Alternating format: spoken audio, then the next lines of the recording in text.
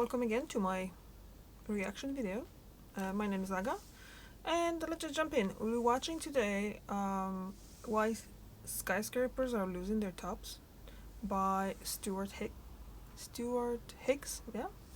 And as always, you can find all of the links below in the description box. So let's just jump in and start. The tops of skyscrapers are strange places. In one sense, they're the most visible part of a tall building. Sometimes you can see them from miles away. But that's just it. Skyscraper tops are usually viewed from a substantial distance away, not up close. So, small-scale architectural details are usually lost before they ever get to your eye. But some skyscrapers do have lots of ornate deal up there anyway. A funny example is the faceless statues of Ceres that adorn the 1930s Board of Trade building in Chicago. Internally, spaces up here usually are reserved for things like mechanical equipment or other engineering-related solutions, not directly providing spaces for human occupation. If they are made for people, they can be quite spectacular places from which to view the rest of the city. All this got me curious about the changing attitudes towards the tops of skyscrapers. Why were they so ornate in the early days? What happened that made that attention to detail fall out of favor? And what are the prevailing attitudes about skyscraper tops today? This is the Jewelers Building in Chicago. It was built in 1927 and co-designed by Joachim Gavier and Frederick P. Dinkelberg.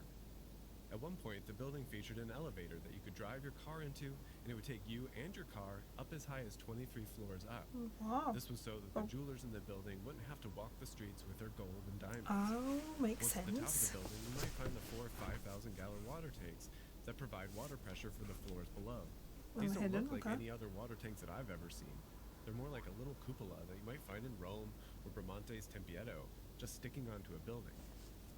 While you're up here, you might also have found a restaurant called Stratosphere Club, which was reimagined as the spectacular showroom of the architect Helmut Jahn. The Jewelers Building was one of the last buildings built in this style, the white-coated classical revival that features elements like colonnades and domes, similar to the way that the Wrigley Building looks down the street. Their popularity was inspired by the warm reception of the similarly styled Columbian Exposition a few decades earlier.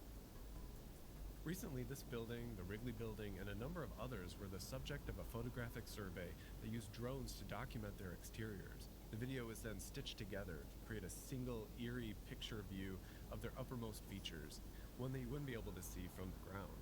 Really about clarity. Really detailed, it's about presenting the image in the most digestible way. In a sense, I feel like I'm cleaning up the building facade too.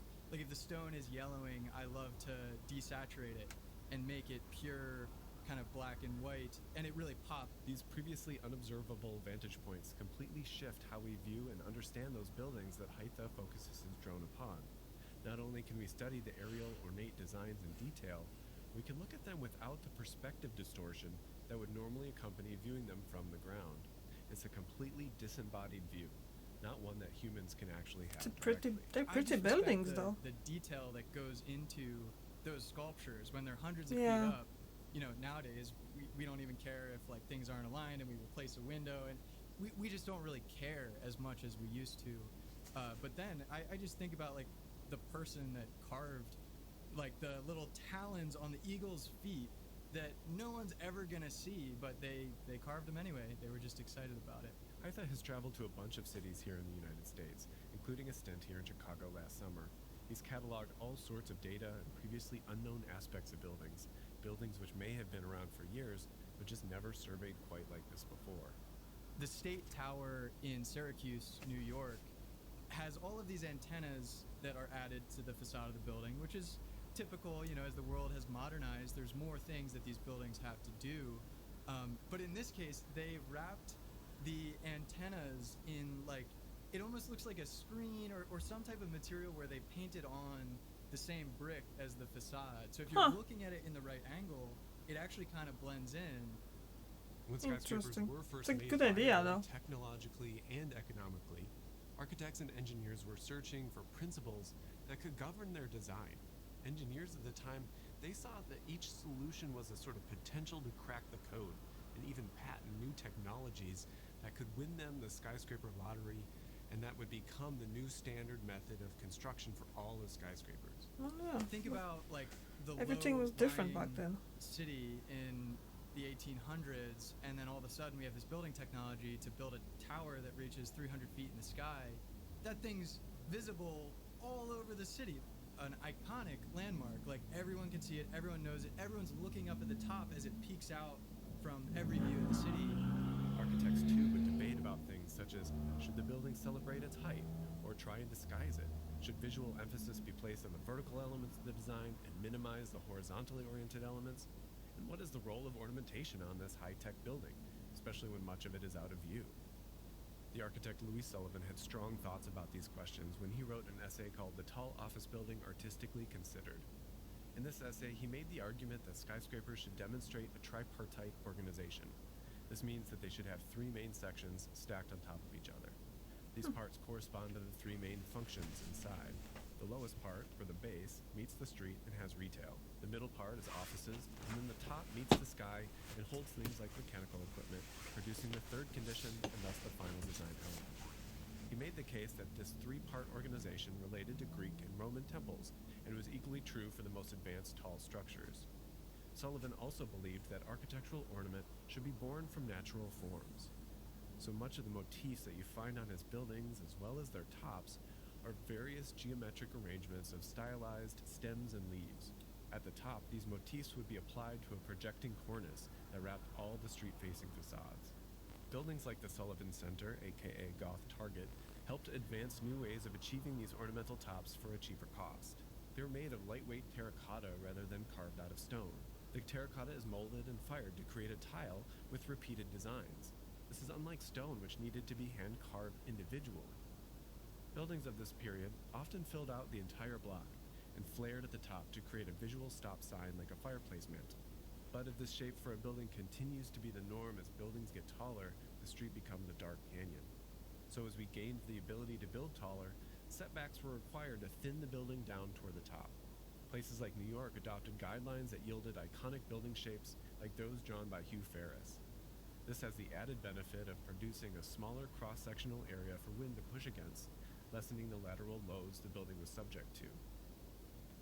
And up until the prosperous 1920s and even into the 1930s, these buildings were built to display the wealth, power, and the taste of their developers. I think a lot of these older, early 20th century buildings were commissioned by one person who wanted their legacy to go on. These like businessmen, these, oil or railroad mavens that just have more money than they know what to do with, and they want to create a structure to be remembered by. So they spare no expense. Like, the building is kind of a part of them.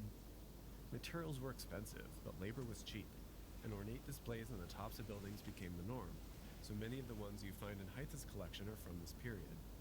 These early 20th century skyscrapers follow kind of a traditional format of a tower and usually a stepping form, double hung windows, a lot of terracotta. But within that, there's all kinds of variety and all kinds of fun detailing to explore. Protect our shores, we authorize construction of a two-ocean navy. During the 1940s and 50s, World War II made building skyscrapers impossible, and afterwards, architecture changed with it. Most skyscrapers built during this time don't create an ornate display at the top. There is no visual stop sign. Rather, the building might have the effect that it could essentially go on forever. It's a lot of curtains During in the the. 1980s, I though, didn't think that there would be that architecture many realized curtains what we in the lost when buildings lost their tops. skyscrapers. But the inclination and resources to go back to the ornate displays just wasn't there. Unless they're So, apartments. a few buildings That made could explain it, I displays guess. out of self-consciously eliminating the top. This is the case of the Smurfett Stone building located at 150 North Michigan Avenue in Chicago. I know it as the Adventures in Babysitting building because that's where I was first introduced to it. The design is meant to appear as though the top was chopped off with a sword, like it used to be there but it was removed, enacting the history of buildings losing their tops over time. It's like a story that you can read in the design. This is also sometimes literally true, as some buildings did lose their tops over time. This is the case of the Marquette building, where the cornice was removed only to be replaced in the 2000s. And similar techniques of metaphorically slicing the top off occurs in other 1980s buildings like Helmut Jahn's State of Illinois building. Here in Chicago, there was even an ideas competition for architects to imagine ornate tops for buildings that didn't even have them. And this produced some strange concoctions. Then you have others that do try and revisit the ornate top, like Ralph Johnson, who even submitted to that tops competition. He had buildings like 123 Wacker that brought back classical motifs at the top. but it didn't have the ornate detailing. Another example of this might be Philip Johnson's 190 South LaSalle, built in 1987, which features a green gabled roof that references Burnham and Root's 1892 Masonic Temple. Johnson was instrumental in resurrecting the building top conversation with the AT&T building in New York. It features a triangular pediment that doesn't I'm touch. sorry, I have to go back there for a The second. building Did became that known man, for the the architect, references lived Burnham and nearly Root's 100 years? 1892 Masonic Temple. Because that would Johnson be... was instrumental in Yes, resurrecting the 1906 to building top 2005. conversation Wow. with the AT&T building in New York. It features a triangular pediment that doesn't touch. The building became known colloquially as Chippendale Tower, since the top looked similar to a piece of 18th century furniture. Oh, it's called There's Chippendale? also a building from this time, 311 South Wacker Drive, that was done by KPF, that supposedly looks like the architect's fiance's engagement ring, but more plausibly is probably a reinterpretation of the Tribune Tower. This building is right next to one of the tallest in Chicago, and you can look right down on it from the Sears Tower. And these days, the tallest buildings have tops that are more engineering than aesthetic. But the tower is a spectacular Whoa. place from which to view the world in a unique way. I'm not sure if I'll be able just to like the step on drone it. That's a provides glass, new isn't tools for it? viewing Ugh. the city. And when we have new ways of seeing the city, new design trends tend to emerge. Famously, an airplane ride completely transformed Le Corbusier's planning strategies when he realized that the world wasn't made of straight lines and grids. Photography as a medium also changed cities. It spurred all kinds of new regulations and design standards. Even the presence of Google Earth prompted the renovation of this building when people were able to see Whoa! it from the Oh, satellite. Jesus, I just noticed it now. Wow. Drones like Haitas are also changing how That's we design terrible. and build buildings. I'm not They're used surprised that they monitor decided and to scan construction sites, to redesign it. regulate quality control.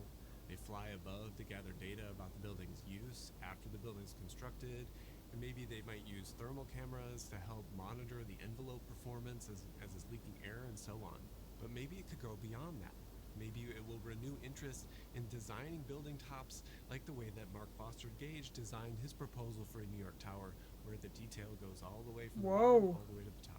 Can you imagine the Maybe we view can of have that? drone tours of cities, That would and be as architects and amazing developers to will be see. inspired to make all surfaces, no matter how far they are up in the air, worthy of looking at and discovering. Virtual tourism is going to be huge, but when you're in a virtual space, you're not confined to the ground plane. You could fly, you could... So yeah, I mean, I think as we build out virtual worlds, we're going to be able to experience the world without the limitations Maybe it's of just gravity. below me. So So- next time you're in the city, look up. How are the tops of buildings treated? Are they mere engineering solutions, or are they true architectural explorations that contribute to the overall culture and the heritage of the city? All this talk about towers reminded me of this Brilliant.org adventure that I was exploring on classical mechanics. That's what it is, They walked me 'cause through that's with an example of a house his, of cards. Which card experiences the most net what's force, the the word? top or the bottom? What's the I word? think it's the bottom. Oh, darn it. Why not? Alright, since it's not moving, the forces all equal out. I guess I missed that they were asking about the net force.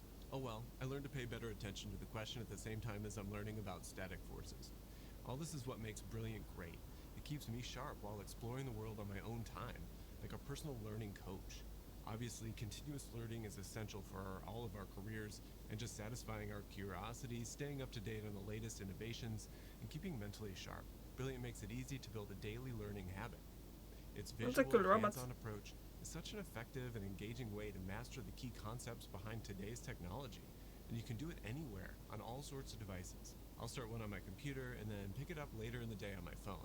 Brilliant was built for busy people with bite-sized lessons that break down important concepts into understandable parts, and they have thousands of lessons, from foundational and advanced math to AI, data science, neural networks, and more, with new lessons that are added every single month. To try everything that Brilliant has to offer for free for a full 30 days, visit brilliant.org/StuartHicks or click on the link in the description. The first 200 of you will get 20% off of Brilliant's annual premium subscription, so sign up today. If you enjoyed this video, please I consider did. giving it a like, subscribe to the channel if you Yeah. haven't done all that stuff already. Leave a comment down below about your Yeah, so that was very interesting. What do you think? I do find those buildings from built in like 1920s, 1930s, those skyscrapers are really picturesque and really pretty and beautiful. And all those skyscrapers from like 1970s and all that, those like just plain things.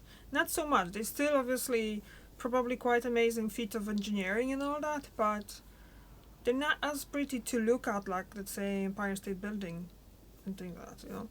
So yeah, so what did you think about it? about losing all of the tops of the towers and all the beautifying things. I can't remember the word. Sorry for that. So anyway, again, my name is Aga. Thank you very much for watching, and I see you in the next one. And that's gonna be tomorrow. And tomorrow is gonna be Friday, so now you're gonna see me with my husband. Bye.